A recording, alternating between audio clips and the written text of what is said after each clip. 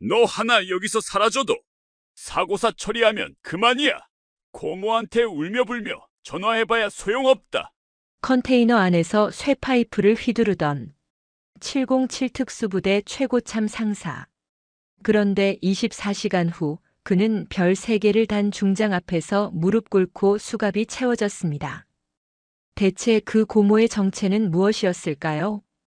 영상 보시기 전에 구독과 좋아요 한번 눌러주시면 세상 사연에 큰 힘이 됩니다. 무료로 할 수 있는 소중한 응원, 더 좋은 이야기로 보답하겠습니다. 이제 시작하겠습니다. 대한민국 육군 특수전사령부 예하 제707 특수임무단 영내 산악구보 코스에는 거친 숨소리가 가득했다. 이른 새벽 훈련임에도 불구하고 대원들의 숨은 이미 한계에 다다르고 있었다. 전직 국가대표 육상선수 출신인 김도진 하사는 입에서 단내가 날 정도로 달리고 있었지만 그의 페이스는 흐트러지지 않았다. 25의 나이에 무릎 부상으로 올림픽 출전의 꿈을 접어야 했던 순간을 도진은 아직도 생생히 기억했다. 의사는 더 이상 경기는 불가능하다고 선언했고 그가 10년 넘게 달려온 트랙은 그렇게 끝이 났다. 하지만 도진은 포기하지 않았다. 달리기를 멈출 수는 없었다.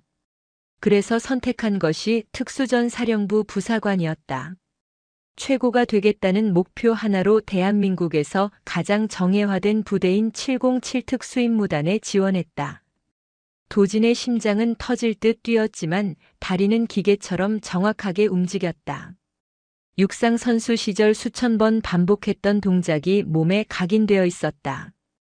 가파른 경사를 오를 때도 보폭은 일정했고 숨은 리듬을 잃지 않았다.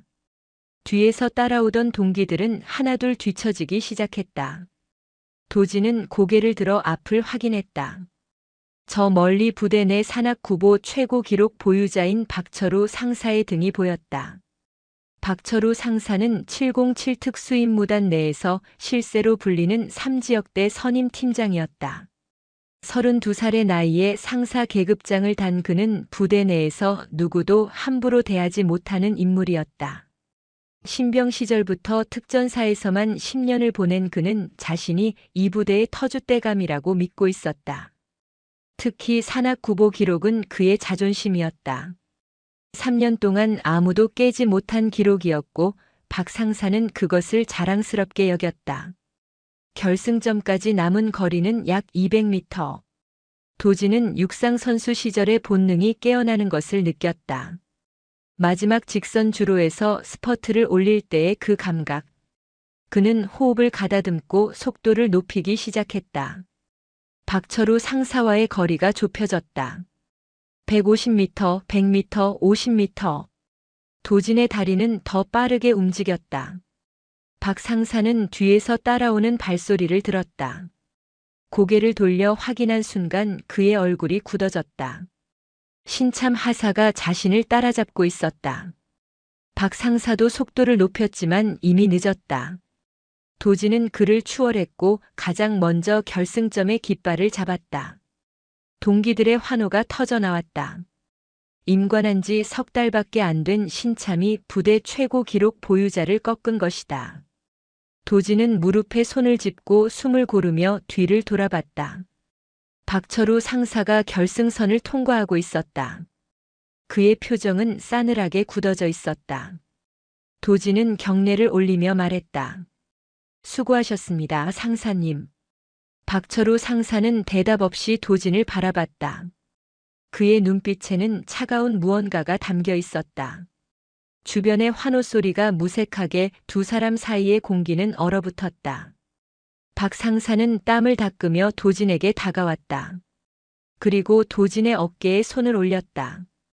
겉으로는 격려하는 선임의 모습이었지만 도진은 그 손에 실린 힘이 예사롭지 않다는 것을 느꼈다. 박 상사가 낮은 목소리로 속삭였다. 여기서는 발 빠르다고 살아남는 게 아니야. 눈치가 빨라야지. 도진은 그 말의 의미를 정확히 이해하지 못했다. 하지만 본능적으로 무언가 잘못되었다는 느낌을 받았다. 박 상사는 어깨를 가볍게 두드린 후 대원들을 향해 돌아섰다. 전원 집합. 다음 훈련 준비. 도진은 동기들과 함께 대열을 맞췄다. 옆에 선 동기가 작은 목소리로 말했다. 야, 내가 박 상사 기록을 깼어. 대단한데? 또 다른 동기가 끼어들었다. 근데 표정 봤어? 박 상사 되게 기분 나빠 보이던데. 그냥 진 게 아쉬운 거겠지. 괜찮아. 하지만 도지는 괜찮지 않을 것이라는 예감이 들었다. 박철우 상사의 눈빛이 계속 머릿속에 남아 있었다. 그것은 단순히 경쟁에서 진 사람의 아쉬움이 아니었다. 더 깊고 어두운 감정이었다. 오전 훈련이 끝나고 점심 식사 시간이 되었다.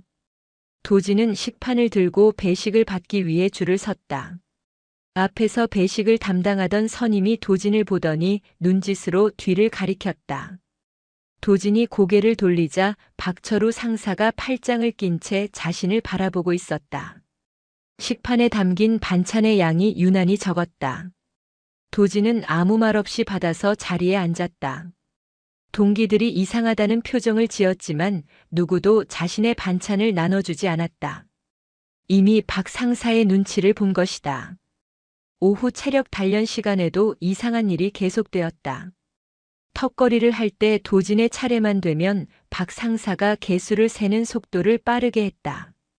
제대로 된 동작도 불인정했다. 도진은 입을 다물고 묵묵히 더 많은 횟수를 채웠다. 저녁 점호가 끝나자 박철우 상사가 도진을 불렀다. 김도진 하사 잠깐 나와. 도진은 영문을 모른 채 따라 나섰다. 박 상사는 생활관을 벗어나 샤워실 방향으로 걸어갔다.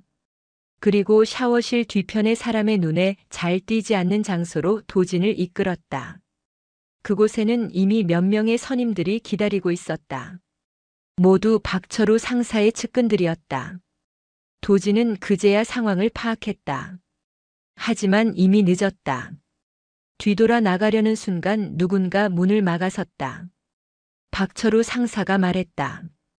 오늘 아침에 기분 좋았지? 선임 기록 깨고 말이야. 상사님, 그건 훈련이었습니다. 훈련? 박 상사가 비웃었다. 넌 여기가 뭔 줄 아니? 육상 트랙인 줄 알아? 여기는 707이야. 대한민국 최정예 특수부대. 개인 플레이로 돋보이려는 놈들은 필요 없어. 그런 의도가 아니었습니다. 의도? 박 상사의 목소리가 낮아졌다. 의도가 중요한 게 아니라 결과가 중요한 거야. 넌 오늘 선임 체면을 구겼어. 그것도 신참 주제에. 옆에 있던 선임 중 하나가 끼어들었다. 군기 교육이 필요해 보이는데요, 상사님. 박철우 상사가 고개를 끄덕였다. 그래. 특전사 정신을 제대로 가르쳐줘야겠어. 도지는 주먹을 쥐었다. 육상 선수 시절 단련된 체력이 있었다. 싸운다면 한두 명은 상대할 수 있을지도 몰랐다. 하지만 그것은 군대에서 통하는 논리가 아니었다. 선임을 때리는 순간 그의 군 생활은 끝난다는 것을 도진도 알고 있었다. 박 상사가 도진에게 다가왔다. 그리고 말했다. 육상 선수라며? 하체가 튼튼하다고 들었는데. 그럼 좀 맞아도 되겠네. 첫 번째 발길질이 도진의 복부에 꽂혔다. 군화 바닥의 단단한 감촉이 배를 강타했다. 도진은 신음을 삼키며 이를 악물었다. 소리를 내면 안 됐다. 소리를 내는 순간 더 심해질 것을 알고 있었다.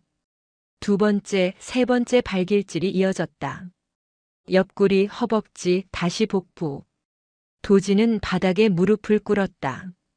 숨이 제대로 쉬어지지 않았다. 육상 선수 시절 극한의 훈련을 견뎌냈지만 이것은 달랐다. 훈련은 목표가 있었다. 하지만 이것은 단지 폭력일 뿐이었다. 주변의 선임들이 웃음을 터뜨렸다. 그 웃음소리가 샤워실 타일에 울려 퍼졌다. 도진은 바닥에 웅크린 채 눈을 감았다. 고통보다 더 큰 것은 굴욕감이었다.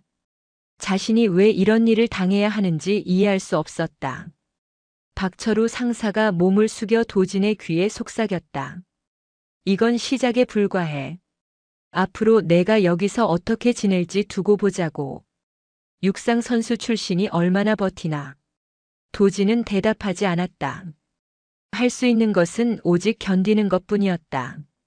박 상사와 선임들이 하나둘 자리를 떠났다. 도진은 차가운 바닥에 홀로 남겨졌다. 몸은 고통으로 비명을 질렀지만 그는 소리 없이 일어났다. 생활관으로 돌아가는 길은 멀게만 느껴졌다. 복도를 지나며 마주친 동기들은 도진의 상태를 보고도 모른 척했다. 이미 소문이 퍼진 것이다. 박철우 상사가 찍은 사람에게는 누구도 손을 내밀지 않는다는 것을. 도진은 자신의 침상에 누웠다. 천장을 바라보며 생각했다. 이것이 자신이 꿈꾸던 707 특수임무단의 모습인가? 최정예 부대에서 최고가 되겠다는 꿈은 이렇게 무너지는 것인가? 하지만 도진은 포기할 수 없었다. 무릎 부상으로 육상을 포기해야 했을 때도 달리기를 멈추지 않았다. 이번에도 멈출 수 없었다. 그의 다리는 아직 멈추지 않았다. 고통 속에서도 도진은 다짐했다. 견뎌내겠다고. 반드시 살아남겠다고. 창밖으로 보이는 밤하늘에는 별이 총총했다. 도진은 눈을 감았다. 이것은 지옥의 시작에 불과했다. 하지만 그는 아직 몰랐다. 이 지옥이 얼마나 깊은지, 그리고 자신을 구해줄 별이 이미 하늘에 떠 있다는 것을. 첫 폭행 이후 박철우 상사의 괴롭힘은 날이 갈수록 교묘하고 악랄해졌다. 도진을 향한 그의 적대감은 단순한 감정 해소를 넘어서 계획적이고 조직적인 양상으로 변해갔다. 마치 오랜 시간 공들여 먹잇감을 길들이는 포식자처럼 박 상사는 도진의 일상 하나하나를 장악해 나갔다. 임관 넉 달째가 되던 어느 날 도진은 대테러 사격 훈련장으로 소집되었다. 707 특수임무단의 핵심 훈련 중 하나인 근접전투 사격 훈련이었다. 실탄이 아닌 시미션탄을 사용하는 훈련이었지만 방탄조끼를 착용해도 맞으면 상당한 충격이 전해지는 것으로 유명했다. 페인트가 든 훈련탄이지만 근거리에서 맞으면 멍이 들고 심하면 피부가 터지기도 했다. 훈련장에 도착한 도진은 다른 대원들과 함께 장비를 점검했다. 헬멧, 방탄조끼, 보호대를 착용하고 훈련용 소총을 지급받았다. 박철우 상사가 훈련 통제관으로 나타났을 때 도진의 가슴이 불길하게 요동쳤다. 박 상사가 말했다. 오늘은 방탄조끼 성능 테스트를 겸한 내구성 훈련을 실시한다. 김도진 하사 앞으로. 도진은 대열에서 나섰다. 주변 동기들의 시선이 동정과 두려움으로 뒤섞였다. 박 상사는 도진을 표적 구역 한가운데로 세웠다. 방탄조끼를 믿고 가만히 서 있어. 움직이지 마. 상사님, 이 훈련은 절차상. 내가 통제관이야. 내 지시에 따라. 박철우 상사의 목소리는 차갑고 단호했다. 도진은 입을 다물었다. 저항할 수 없다는 것을 알았다. 박 상사는 약 10m 거리에 섰다. 일반적인 시미션탄 훈련 거리는 최소 20m 이상이었다. 10m는 위험할 정도로 가까운 거리였다. 첫 발이 발사되었다. 시미션탄이 도진의 가슴 중앙을 강타했다. 방탄조끼가 있어도 충격은 뼈까지 전해졌다. 도진은 비틀거렸지만 넘어지지 않으려 이를 악물었다. 움직이지 말라고 했지? 두 번째, 세 번째 탄이 연속으로 날아왔다. 복부, 어깨, 다시 가슴. 박 상사는 정확하게 방탄조끼로 보호되는 부위만 노렸다. 겉으로는 규정을 지키는 것처럼 보였지만 그 의도는 명백했다. 고통을 주되 명백한 증거를 남기지 않으려는 것이었다. 10발, 20발. 탄환이 쏟아질 때마다 도진의 몸이 충격으로 흔들렸다. 가슴과 복부는 불덩이처럼 달아올랐다. 호흡이 가빠지고 다리에 힘이 풀렸다. 하지만 도진은 넘어지지 않았다. 육상 선수 시절 극한까지 몰아붙였던 훈련이 그를 지탱해 주었다. 박철우 상사가 탄창을 교체하며 말했다. 실전에서는 이것보다 더 아파. 이 정도도 못 견디면 707에 있을 자격이 없어. 주변에서 지켜보던 선임들이 웃었다. 도지는 그 웃음소리를 들으며 눈을 감았다. 분노가 치밀어 올랐지만 참아야 했다. 여기서 반항하면 더 심한 보복이 기다리고 있을 것이었다. 훈련이 끝났을 때 도지는 거의 서 있을 수 없을 정도였다. 동기 하나가 다가와 그를 부축했지만 박 상사의 눈빛을 보고는 슬그머니 물러섰다. 도지는 혼자 힘으로 무기고까지 걸어갔고 장비를 반납했다. 탈의실에서 방탄조끼를 벗었을 때 도지는 자신의 상체를 확인했다.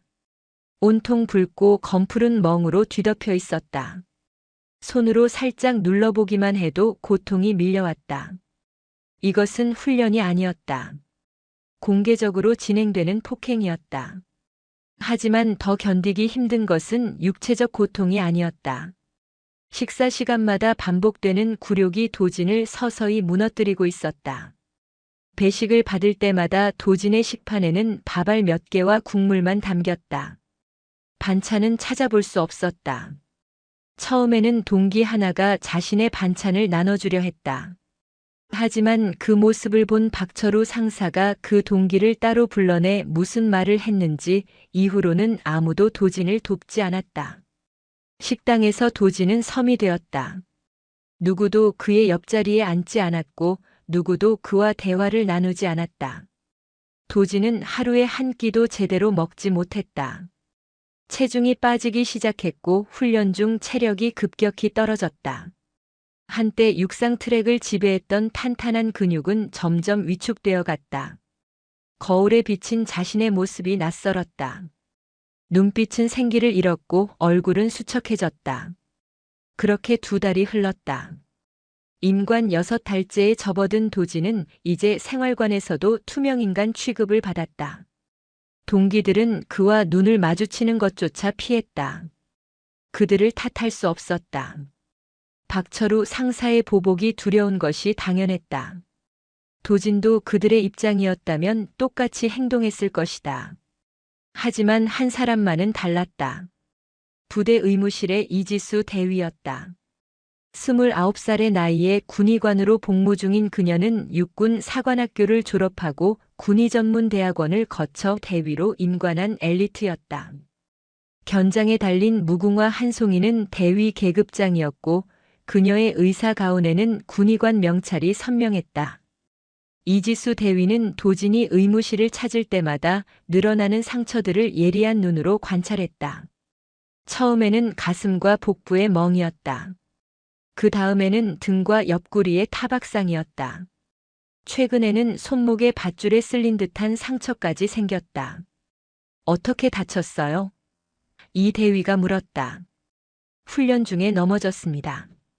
도진은 준비된 대답을 했다. 훈련 중에 넘어지면 주로 무릎이나 손바닥에 상처가 나요. 당신은 복부와 옆구리에 멍이 들었어요. 게다가 이 멍들의 패턴을 보면 이 대위는 말을 멈췄다. 도진의 눈빛을 봤기 때문이다. 그의 눈에는 간절함과 두려움이 섞여 있었다. 말하고 싶지만 말할 수 없는 사람의 눈빛. 이 대위는 군의관으로 복무하며 여러 부대를 거쳤다. 그리고 알았다. 이것이 단순한 훈련 부상이 아니라는 것을. 알았어요. 일단 소독하고 약 발라드릴게요. 이지수 대위는 도진을 치료하면서 조심스럽게 상처 부위를 카메라로 촬영했다. 도진은 그녀가 무엇을 하는지 알았지만 막지 않았다. 오히려 감사했다. 누군가 하나라도 자신의 상황을 기록해주는 것이 언젠가 이 증거가 필요할지도 모른다는 희미한 희망이 남아있었다. 이 대위는 촬영한 사진들을 컴퓨터에 암호화된 폴더 깊숙한 곳에 저장했다. 날짜별로 정리하고 상처 부위와 정도를 상세히 메모했다. 이것이 군의관으로서 그녀가 할 수 있는 최선의 방어였다. 만약 언젠가 이 일이 수면 위로 드러난다면 이 증거들이 도진을 지켜줄 것이었다. 하사님. 이지수 대위가 조심스럽게 말을 꺼냈다. 힘들면 말해요. 제가 도울 수 있어요. 도지는 고개를 저었다. 괜찮습니다, 대위님. 제가 해결할 문제입니다. 하지만 정말 괜찮습니다. 도지는 더 이상 말하지 않았다. 보복이 두려웠다. 만약 자신이 고발했다가 증거 불충분으로 끝나면 박철우 상사의 보복은 상상할 수 없을 정도로 심해질 것이었다. 그리고 이지수 대위에게도 피해가 갈 수 있었다. 도지는 더 이상 누구도 자신 때문에 다치게 하고 싶지 않았다. 그날 밤 박철우 상사는 도진을 장비 보관소로 불렀다. 늦은 시간이었고 주변에는 아무도 없었다. 보관소 안은 어두웠고 각종 군장비들이 선반에 정리되어 있었다. 박 상사는 도진의 관물대로 걸어가 자물쇠를 열었다. 상사님, 제 개인 물품입니다.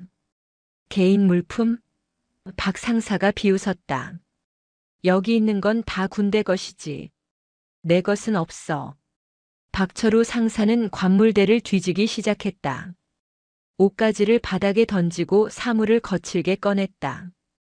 그러다 작은 액자를 발견했다. 도진의 가족 사진이었다. 사진 속에는 젊은 부부와 어린아이가 함께 웃고 있었다. 도진의 부모와 어린 시절의 도진. 하지만 그 부모는 도진이 7살 때 교통사고로 세상을 떠났다. 도진은 고모 손에 자랐다. 이 사진은 부모의 유일한 흔적이었다. 박철우 상사는 액자를 들어 자세히 들여다봤다. 이게 내 가족이야? 부모님이라고 하기엔 젊네. 돌려주십시오. 왜? 이거 중요해. 박 상사의 입꼬리가 올라갔다. 도진의 주먹이 떨렸다. 육상 선수 시절 단련된 그의 주먹은 한 방에 사람을 쓰러뜨릴 수 있었다. 하지만 움직일 수 없었다.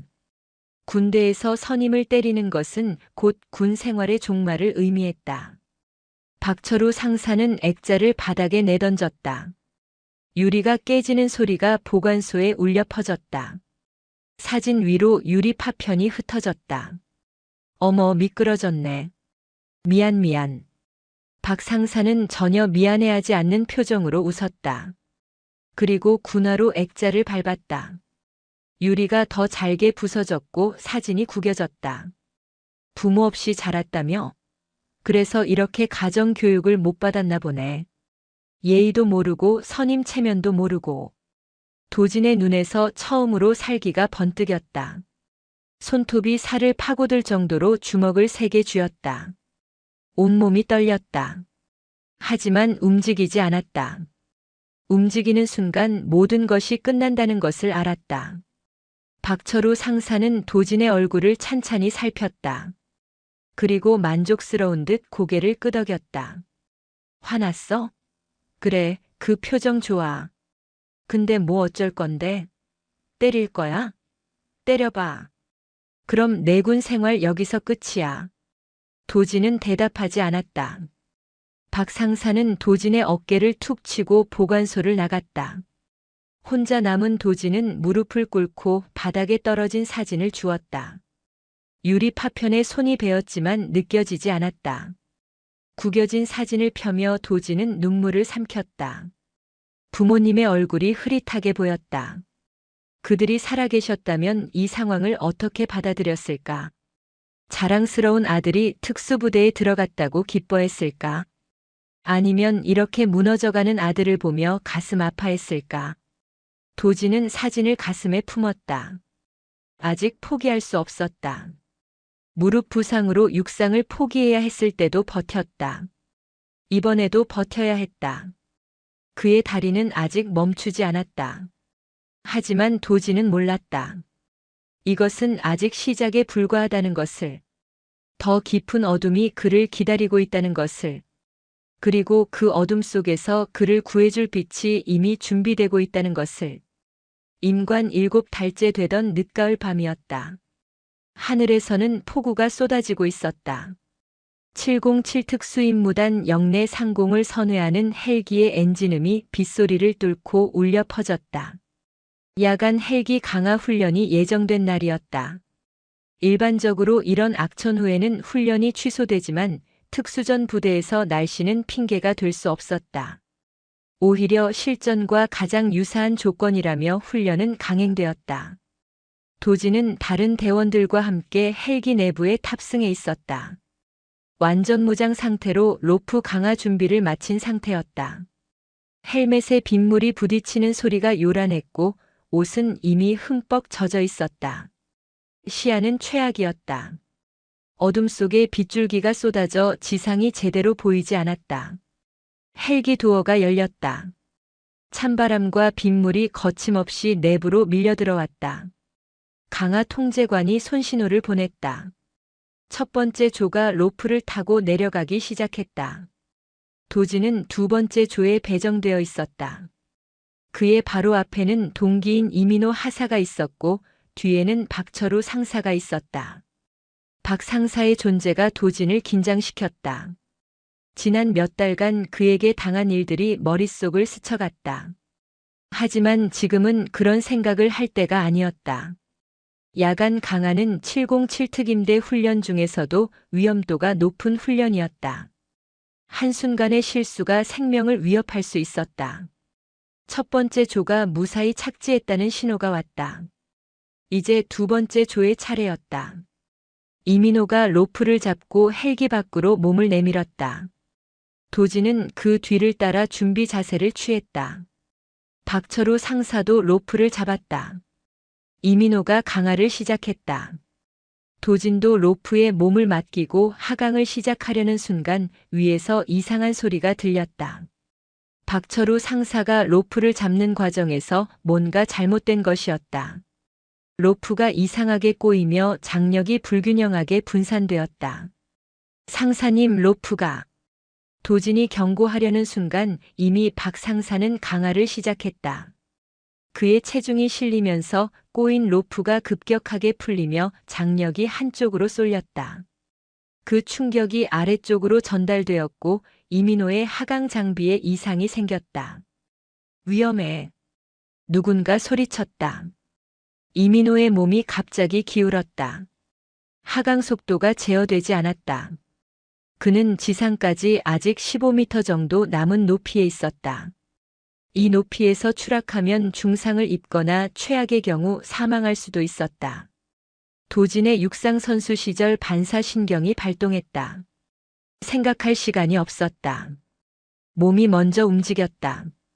도진은 자신의 하강 속도를 급격히 높이며 이민호에게 접근했다. 빗속에서 거리를 가늠하기 어려웠지만 감각에 의지했다. 1초도 안 되는 순간이었다. 도진은 한 손으로 로프를 잡고 다른 손으로 이민호의 전술조끼를 낚아챘다. 자신의 체중과 이민호의 체중을 동시에 지탱해야 했다. 어깨와 팔에 엄청난 압력이 가해졌다. 근육이 비명을 질렀지만 놓을 수 없었다. 도진은 있는 힘을 다해 이민호를 안전한 착지 지점 쪽으로 밀어냈다. 이민호가 지상의 안전 요원들에게 붙잡혔다. 하지만 그 반동으로 도진의 몸이 균형을 잃었다. 로프에서 손이 미끄러지며 도진은 공중에서 회전했다. 착지 지점 바로 옆에는 훈련용 철제 구조물이 설치되어 있었다. 장애물 극복 훈련에 사용되는 철골 프레임이었다. 도진의 몸이 그 구조물을 향해 날아갔다. 옆구리가 철제 기둥에 강하게 부딪혔다. 갈비뼈에서 둔탁한 충격이 전해졌고 순간 호흡이 멎었다. 도진은 철제 구조물에서 튕겨나가 진흙 바닥으로 굴러떨어졌다. 빗물과 진흙이 얼굴을 덮었다. 온몸이 고통으로 불타올랐다. 옆구리를 손으로 짚어보니 뼈가 부러진 것 같은 느낌이었다. 움직일 때마다 날카로운 통증이 찔러왔다. 의무 요원들이 달려왔다. 도진을 들것에 옮기려 했지만 박철우 상사가 제지했다. 잠깐. 부상 정도를 먼저 확인해. 박 상사는 도진에게 다가와 몸을 일으켜 세웠다. 도진은 신음을 삼키며 일어섰다. 박 상사가 물었다. 걸을 수 있어? 예, 상사님. 팔다리 움직여봐. 도진은 고통을 참으며 팔다리를 움직여 보였다. 박 상사는 고개를 끄덕이며 의무 요원들에게 말했다. 별일 아니야. 가벼운 타박상이야. 계속 훈련 진행한다. 의무 요원 중 하나가 조심스럽게 말했다. 하지만 상사님, 갈비뼈 골절 가능성이. 내가 판단했어. 특전사가 이 정도로 훈련을 중단할 수는 없지. 박철우 상사의 어조는 단호했다. 의무 요원들은 더 이상 말하지 못하고 물러섰다. 도지는 이민호를 구한 것이 오히려 화가 될 줄은 몰랐다. 박 상사의 눈빛에는 분노가 담겨 있었다. 훈련이 끝난 후 복귀 차량에 탑승했을 때 박 상사가 도진의 옆에 앉았다. 그는 다른 대원들이 듣지 못하게 낮은 목소리로 속삭였다. 너 때문에 훈련이 엉망이 됐어. 영웅 놀이하느라. 동기를 구한 것입니다. 구한 게 아니라 대열을 무너뜨린 거야. 개인 플레이로 전체 작전을 위험하게 만들었어. 도지는 반박하려 했지만 입을 다물었다. 로프가 꼬인 것은 박 상사의 실수였다. 하지만 그것을 지적하는 순간 상황은 더 악화될 것이었다. 박 상사는 자신의 실수를 인정하지 않을 것이고 오히려 도진에게 모든 책임을 뒤집어 씌울 것이었다. 부대에 도착했을 때는 이미 자정이 넘은 시각이었다. 대원들은 젖은 옷을 갈아입고 휴식을 취하라는 지시를 받았다. 하지만 도진은 그럴 수 없었다. 박철우 상사가 그를 따로 불렀기 때문이다. 김도진 하사, 나 따라와. 도진은 옆구리의 통증을 참으며 박 상사를 따라갔다. 그들이 향한 곳은 부대 후방에 폐쇄된 컨테이너였다. 사용하지 않는 군장비를 보관하는 곳으로 평소에는 아무도 찾지 않는 장소였다. 빗소리만이 컨테이너 지붕을 두드리고 있었다. 박 상사가 컨테이너 문을 열었다. 안은 어두웠고 냄새가 났다. 오래된 장비와 녹슨 철제 물품들이 쌓여 있었다. 도지는 불길한 예감이 들었지만 들어갈 수밖에 없었다. 문이 닫히며 외부의 빛이 차단되었다. 컨테이너 안에는 희미한 전등 하나만이 켜져 있었다. 박철우 상사는 구석에 놓인 쇠파이프를 집어들었다. 녹슨 파이프였지만 충분히 무기가 될 수 있었다. 상사님, 이건. 닥쳐. 박 상사의 목소리는 차가웠다. 내가 오늘 영웅 놀이하느라 내 얼굴에 먹칠했어. 내 실수를 가리려고 했는데 내가 나서서 주목받았잖아. 이제 다들 왜 로프가 꼬였는지 궁금해하겠지. 저는 아무 말도 하지 않겠습니다. 말을 안 하겠다고? 박 상사가 비웃었다. 내 입을 어떻게 믿어? 확실히 해둬야지. 첫 번째 타격이 도진의 어깨를 강타했다. 쇠파이프의 무게가 고스란히 전해졌다. 도진은 비틀거리며 벽에 부딪혔다. 갈비뼈 부상 부위가 벽에 눌리며 고통이 배가 되었다. 오늘 너 때문에 내가 얼마나 불안했는지 알아? 두 번째 타격은 옆구리로 향했다. 이미 부상당한 곳이었다. 도진은 무릎을 꿇었다. 입에서 신음이 새어나왔다. 참으려 했지만 고통이 너무 컸다. 박철우 상사는 멈추지 않았다. 세 번째, 네 번째 타격이 이어졌다. 등, 허벅지, 다시 어깨. 정확하게 급소를 피해서 때렸다. 죽이지 않을 정도로 하지만 최대한 고통을 주는 방식으로. 도진의 갈비뼈가 비명을 질렀다. 이미 금이 갔던 뼈가 완전히 부러진 것 같았다.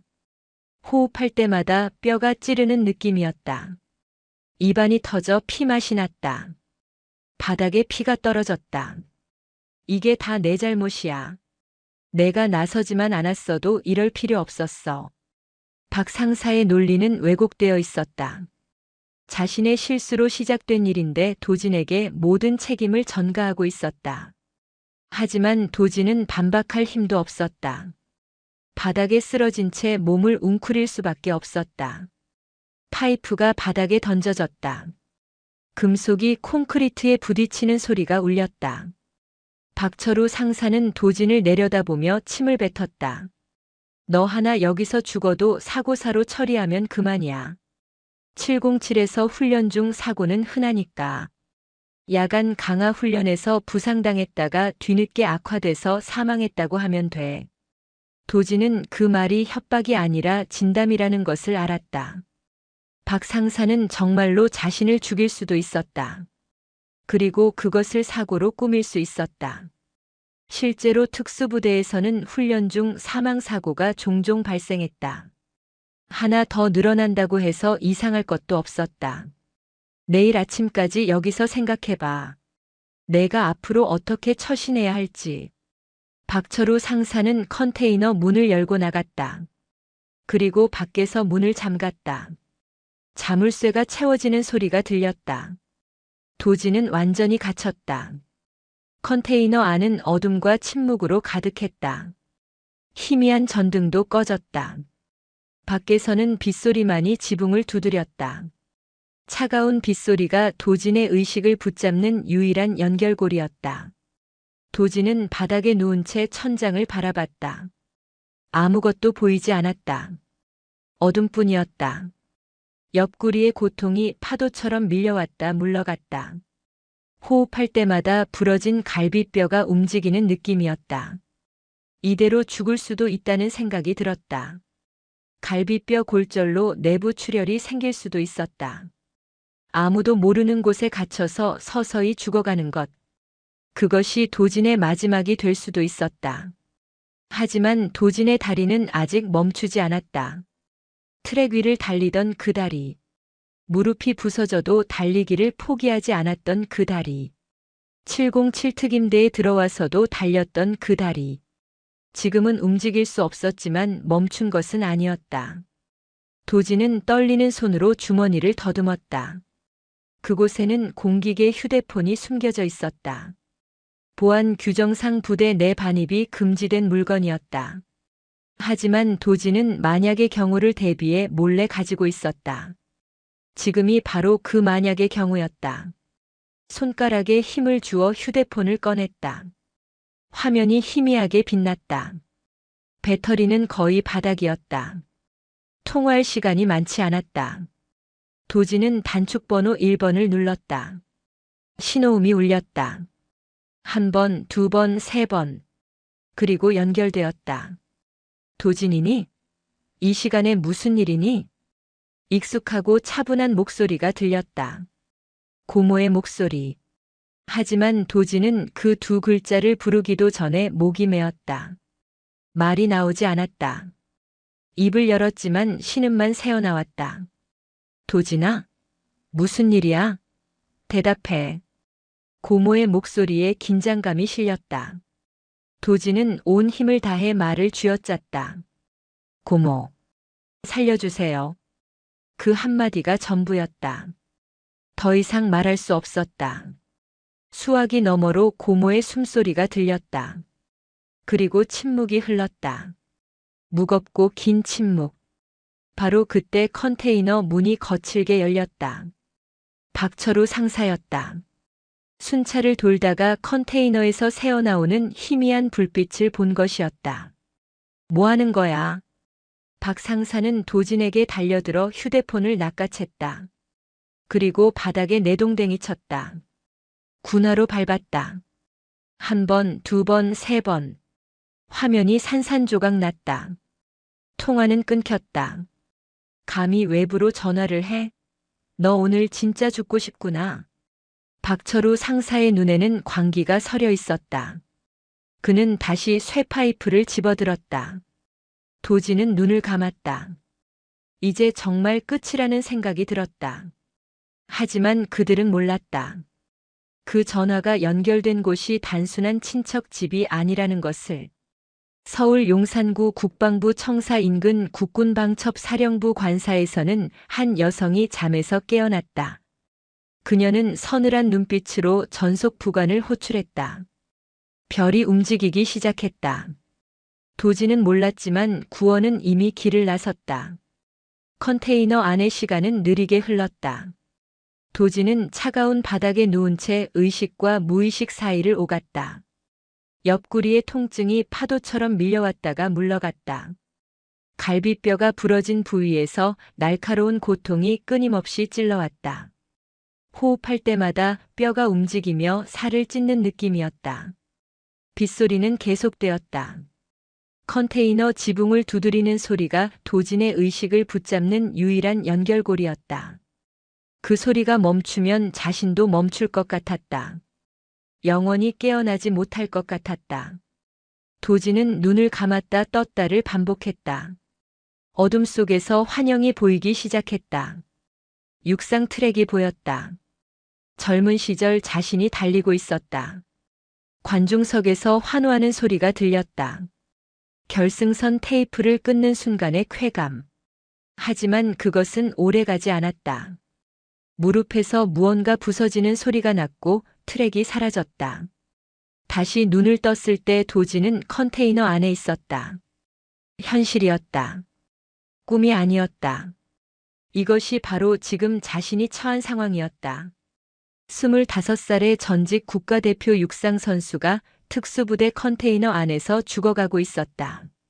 체온이 떨어지는 것을 느꼈다. 젖은 옷이 열을 빼앗아갔다. 손발의 감각이 둔해졌다. 이것은 위험한 신호였다. 저체온증이 시작되고 있었다. 부상의 저체온증까지 겹치면 생명이 위험했다. 도진은 움직이려 했다. 몸을 일으켜야 했다. 가만히 누워있으면 정말로 죽을 수도 있었다. 하지만 몸이 말을 듣지 않았다. 팔다리에 힘이 들어가지 않았다. 옆구리의 고통이 모든 것을 압도했다. 시간이 얼마나 흘렀는지 알 수 없었다. 시계도 보이지 않았고 밖의 소리도 들리지 않았다. 빗소리만이 계속되었다. 도진은 다시 의식을 잃었다. 꿈속에서 부모님을 만났다. 어린 시절의 기억이었다. 아버지가 자신을 안아 올리고 어머니가 웃고 있었다. 따뜻했다. 행복했다. 돌아가고 싶었다. 그 시절로 모든 것이 괜찮았던 그때로. 도진아, 포기하지 마. 어머니의 목소리가 들렸다. 아니, 그것은 고모의 목소리였다. 부모님이 돌아가신 후 도진을 키워준 고모. 육상을 시작할 때도 올림픽 꿈을 접을 때도 특전사에 지원할 때도 늘 곁에 있어 주었던 고모. 도진은 눈을 떴다. 의식이 조금 또렷해졌다. 시계를 확인할 수는 없었지만 밖이 조금 밝아진 것 같았다. 새벽이 온 것 같았다. 밤을 견뎌낸 것이다. 하지만 아침이 온다고 해서 상황이 나아지는 것은 아니었다.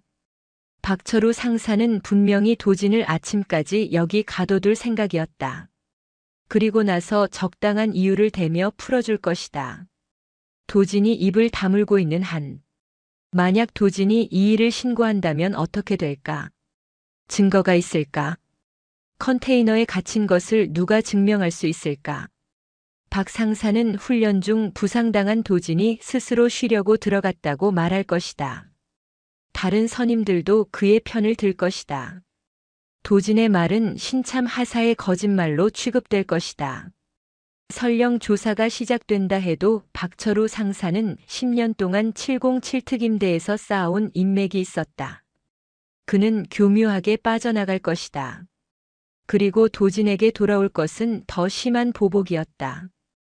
이번에는 정말로 죽을 수도 있었다. 도진은 절망했다.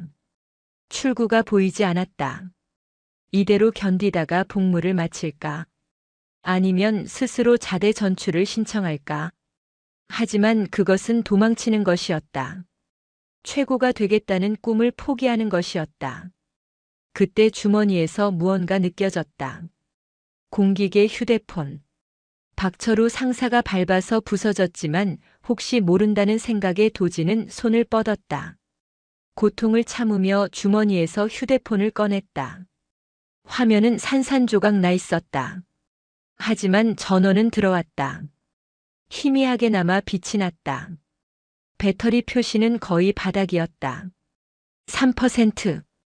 통화할 시간이 거의 없었다. 도진은 망설였다. 전화를 걸어야 할까? 고모에게 전화를 하면 무엇이 달라질까? 고모는 평범한 사람이었다. 군대 일에 개입할 수 없었다. 오히려 걱정만 끼치는 것 아닐까? 하지만 도진에게는 다른 선택지가 없었다.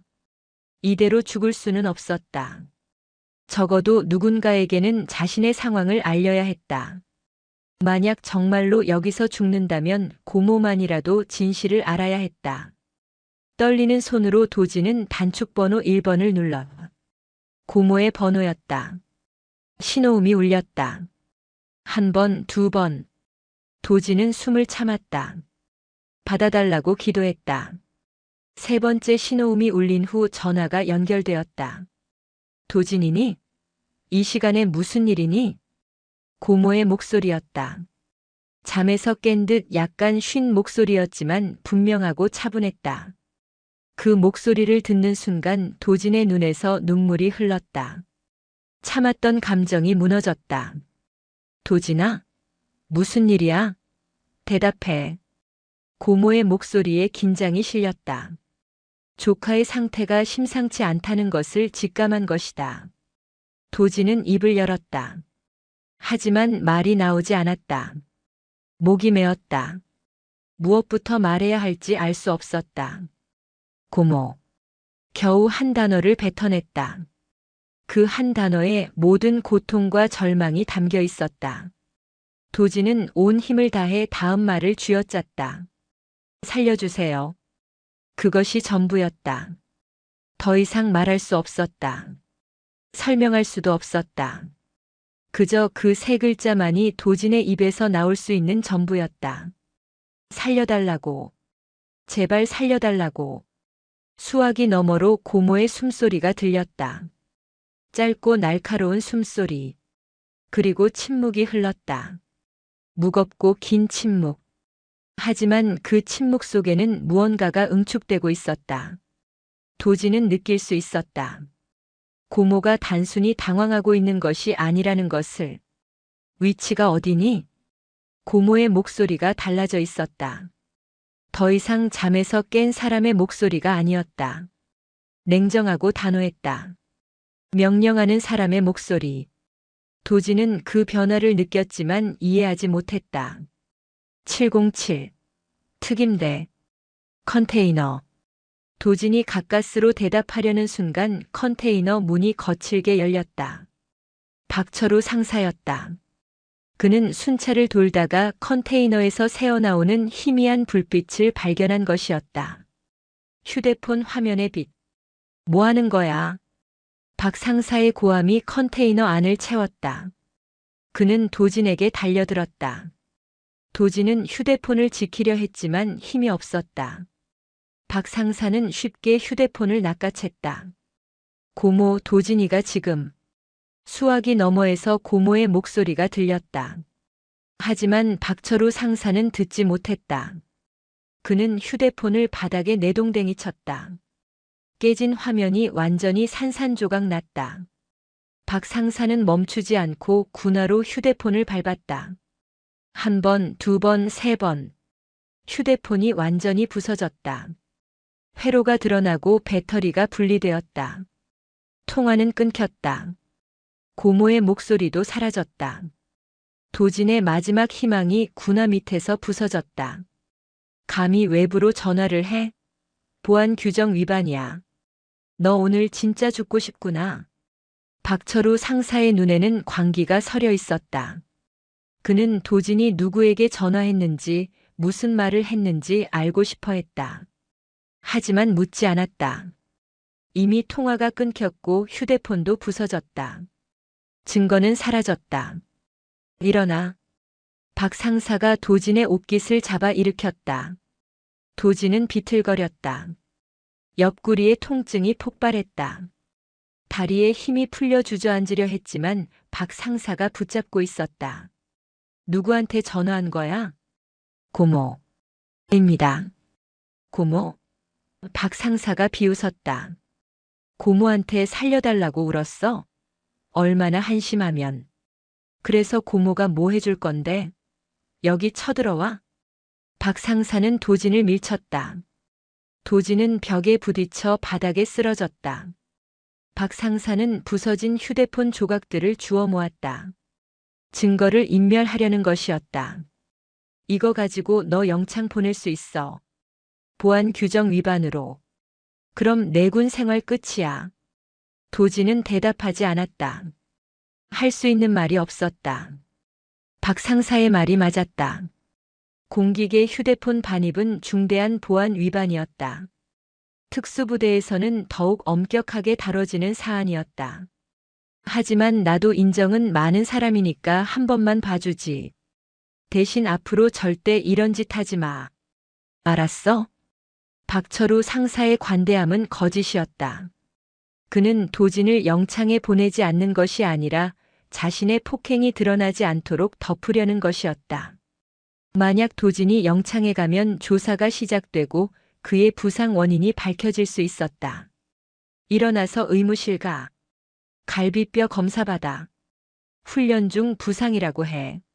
알았지? 도진은 고개를 끄덕였다. 다른 선택의 여지가 없었다. 박 상사는 컨테이너 문을 열고 나갔다. 도진은 혼자 남았다. 밖은 이미 밝았다. 새벽이 지나 아침이 되고 있었다. 빗소리는 멎었다. 도진은 천천히 몸을 일으켰다. 모든 것이 고통스러웠다. 하지만 살아있었다. 아직 죽지 않았다. 컨테이너를 나와 의무실로 향하는 도중 도진은 생각했다. 고모에게 전화한 것이 무슨 소용이었을까? 그저 걱정만 끼쳤을 뿐이었다. 고모가 할 수 있는 일은 없었다. 도진은 여전히 혼자였다. 하지만 도진은 몰랐다. 그 전화가 연결된 곳이 어디였는지, 수화기 너머에서 조카의 절규를 들은 여인이 누구였는지, 서울 용산구 국방부 청사 인근에는 국군방첩사령부 관사가 있었다. 그곳의 한 침실에서 김혜경 중장은 잠에서 깨어 전화를 받았다. 조카 도진의 전화였다. 그리고 들었다. 살려달라는 비명을. 김혜경 중장은 전화가 끊긴 후에도 수화기를 쥔 채 움직이지 않았다. 그녀의 눈빛이 서늘하게 가라앉았다. 침실 옆 집무실로 걸어간 그녀는 책상 위에 내선 전화를 들었다. 부관. 지금 즉시 내 집무실로 와. 목소리는 차갑고 단호했다. 국군방첩사령관의 목소리였다. 견장에 달린 별 3개가 희미한 새벽빛에 빛났다. 김혜경은 창밖을 바라봤다. 저 멀리 산 너머 어딘가에 707 특수임무단이 있었다. 도진아, 조금만 버텨라. 고모가 간다. 그녀는 낮게 중얼거렸다. 그리고 전화를 걸기 시작했다. 방첩사령부 작전과장에게, 법무참모에게, 헌병대장에게. 새벽 4시가 채 되지 않은 시각이었지만 그녀의 전화를 받은 사람들은 모두 즉시 응답했다. 별이 움직이기 시작했다. 폭풍이 몰려오고 있었다. 하지만 도진은 아직 몰랐다. 구원이 이미 길을 나섰다는 것을. 707 특수임무단의 심판의 날이 다가오고 있다는 것을. 다음 날 아침 오전 9시. 707 특수임무단 정문 앞은 평소와 다른 긴장감에 휩싸였다. 위병소에 근무 중이던 일병 정태민은 멀리서 다가오는 차량 행렬을 발견했다. 검은색 세단 1대와 그 뒤를 따르는 군용 차량 5대. 일반적인 부대 방문과는 달랐다. 차량들이 가까워지자 정태민은 선두 차량의 번호판을 확인했다. 국방부 소속이었다. 그는 즉시 상급자에게 보고하려 했지만 차량들은 이미 정문 앞에 멈춰 섰다. 정태민은 서둘러 차단기를 내리고 차량 앞으로 나갔다. 정지하십시오. 출입증을 제시해 주시기 바랍니다. 선두 세단의 뒷좌석 문이 열렸다. 한 남성이 내려 정태민에게 다가왔다. 그는 검은색 정복을 입고 있었으며 가슴에는 국군방첩사령부 소속을 나타내는 휘장이 달려 있었다. 계급장은 소령이었다. 국군방첩사령부 작전과 김재현 소령입니다. 사령관님께서 귀 부대를 방문하십니다. 김재현 소령은 신분증과 함께 공문서를 내밀었다. 정태민은 서류를 받아들고 확인했다. 국방부 장관 명의의 특별조사 명령서였다. 707 특수임무단에 대한 기습 감찰을 실시한다는 내용이었다. 정태민의 손이 떨렸다. 방첩사령부의 기습 감찰. 이것은 심각한 문제가 있다는 의미였다. 그는 즉시 상황을 내부에 보고해야 했지만 김재현 소령이 그를 제지했다. 보고는 필요 없습니다. 지금부터 외부 연락을 차단하십시오. 이것은 명령입니다. 정태민은 삼켰다. 일개일병이 소령의 명령을 거부할 수는 없었다. 그는 차단기를 올렸다. 차량 행렬이 부대 안으로 들어왔다. 선두 세단에서 한 여성이 내렸다. 정태민은 그 순간 자신의 눈을 의심했다. 여성의 견장에는 별이 3개 달려 있었다. 중장. 대한민국 육군에서 중장은 손에 꼽을 정도로 적었다. 그중 한 명이 지금 707 특수임무단에 나타난 것이었다. 김혜경 중장은 40대 중반의 나이였지만 그 위압감은 나이를 초월했다. 그녀는 특전사 출신으로 20대의 707 특임대에서 복무했던 전설적인 여군이었다.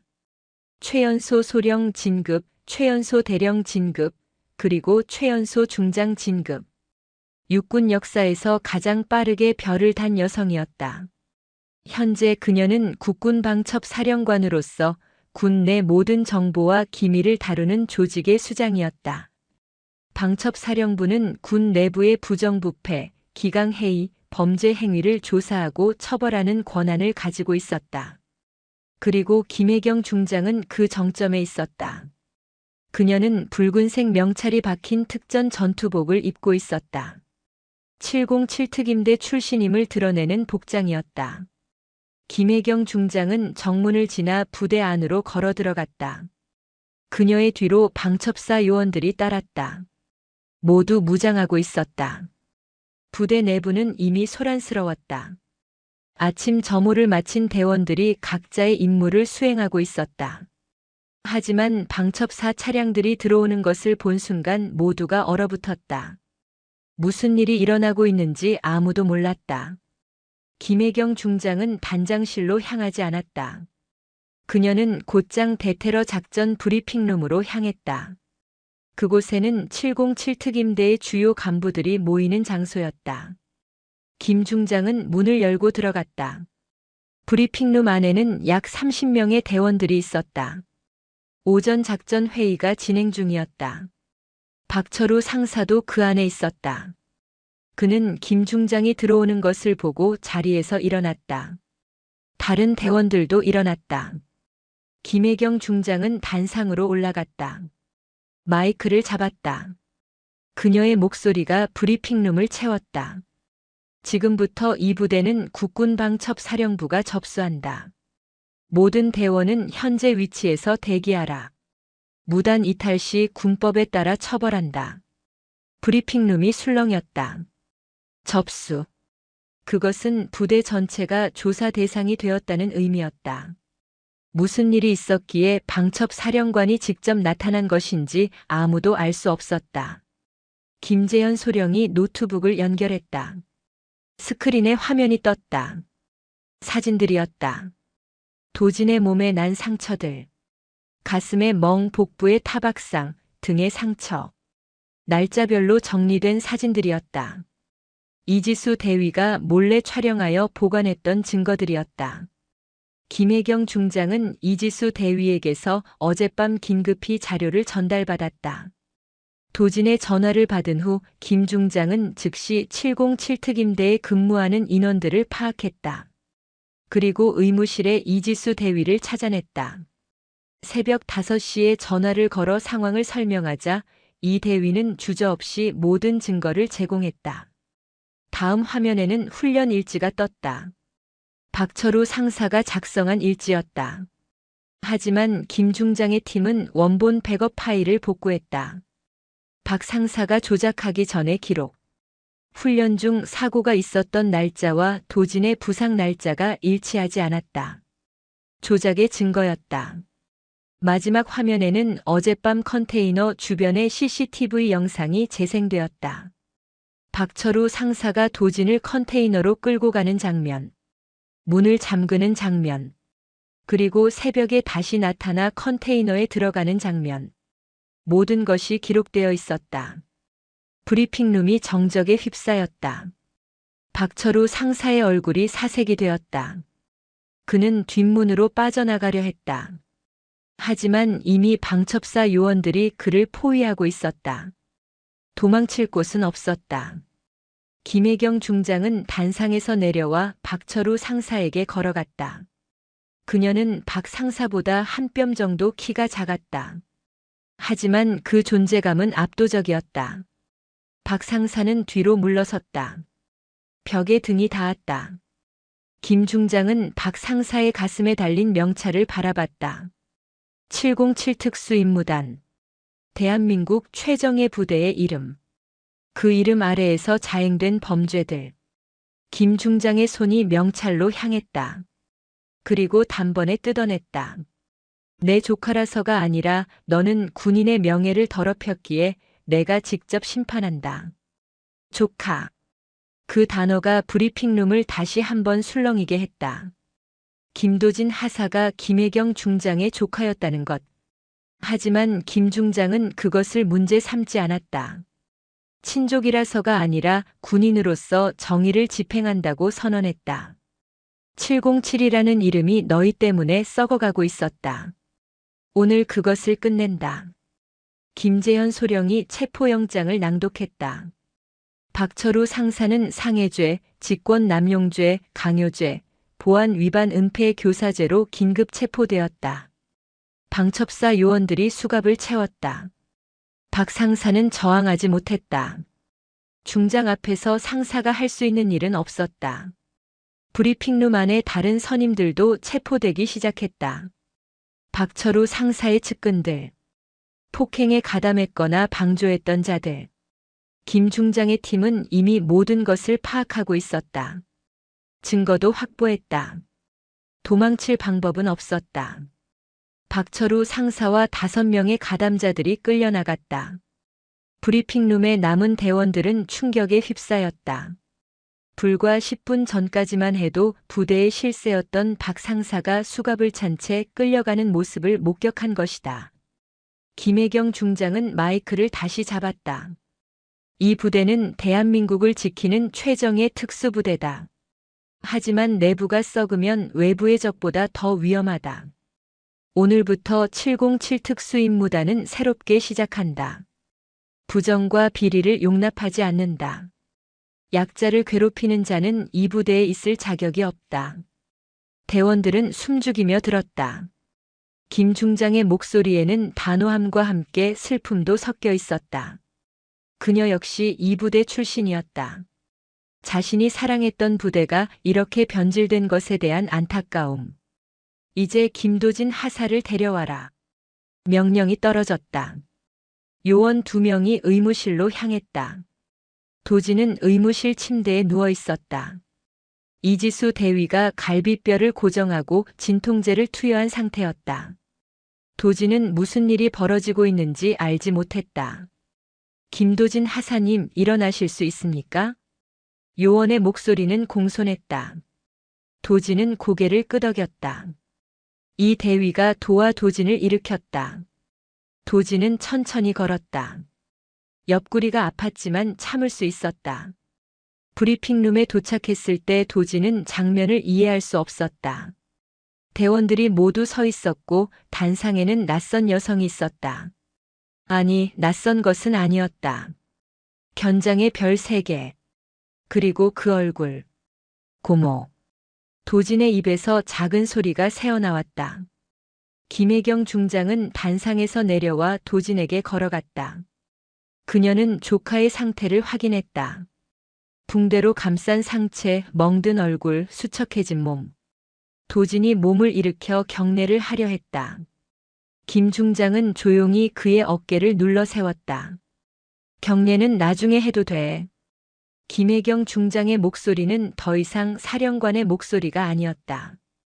고모의 목소리였다. 차갑고 단호했던 표정이 부드러워졌다. 그녀는 도진의 어깨에 손을 올렸다. 이제 괜찮다, 도진아. 내가 이겼어. 도진의 눈에서 눈물이 흘렀다. 참았던 모든 것이 무너졌다. 지난 몇 달간의 고통, 굴욕, 절망.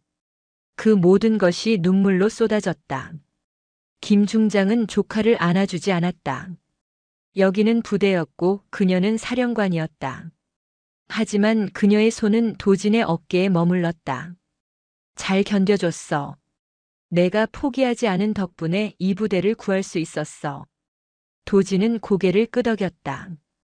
말할 수 없었다. 울음이 터져 나올 것 같았다. 하지만 참았다. 여기는 브리핑룸이었고 동료들이 지켜보고 있었다. 김혜경 중장은 다시 단상으로 올라갔다. 그녀는 마지막으로 대원들을 바라봤다. 김도진 하사는 이 부대의 영웅이다. 그는 부당함에 굴하지 않았고 끝까지 버텼다. 여러분 모두 그를 본받기 바란다. 이것으로 오늘 감찰을 종료한다. 김 중장은 브리핑룸을 나갔다. 방첩사 요원들이 뒤를 따랐다. 도진은 그 자리에 서 있었다. 주변의 동기들이 조심스럽게 다가왔다. 이민호가 도진의 손을 잡았다. 미안해. 우리가 너를 도와주지 못해서. 괜찮아. 도진은 짧게 대답했다. 이민호를 비롯한 동기들을 원망하지 않았다. 그들도 두려웠을 것이었다. 도진은 그것을 이해했다. 밖으로 나가자 햇살이 눈부셨다. 가을 햇살이 707 특수임무단 연병장을 밝게 비추고 있었다. 도진은 깊은 숨을 들이마셨다. 고통이 있었지만 살아있었다. 그의 다리는 아직 멈추지 않았다. 저 멀리 방첩사 차량들이 부대를 떠나고 있었다. 김혜경 중장의 세단도 정문을 빠져나갔다. 도진은 그 차를 바라봤다. 고모는 떠났지만 그녀가 남긴 것은 컸다. 정의. 그리고 희망. 도진은 의무실로 돌아갔다. 치료를 받아야 했다. 갈비뼈가 나으려면 시간이 필요했다. 하지만 도진은 알았다. 자신은 다시 달릴 수 있을 것이라는 것을. 트랙이 아니라 여기 707 특임대에서. 이번에는 제대로 된 방식으로. 악몽은 끝났다. 새로운 아침이 시작되고 있었다. 도진의 다리는 여전히 멈추지 않았고 앞으로도 멈추지 않을 것이었다. 오늘 이야기 어떠셨나요? 도진의 다리가 멈추지 않았던 것처럼 여러분의 인생도 어떤 시련 앞에서도 멈추지 않기를 바랍니다. 부당함 앞에서 침묵하지 말고 도움이 필요할 때는 용기 내어 손을 내미세요. 정의는 늦을 수 있지만 반드시 찾아옵니다. 오늘 이야기가 힘이 되셨다면 좋아요와 구독 부탁드립니다. 다음 이야기로 또 찾아뵙겠습니다. 감사합니다. 영상이 재미있으셨다면 구독과 좋아요, 댓글까지 부탁드리고 오늘도 건강하고 행복한 하루 되시길 바랍니다.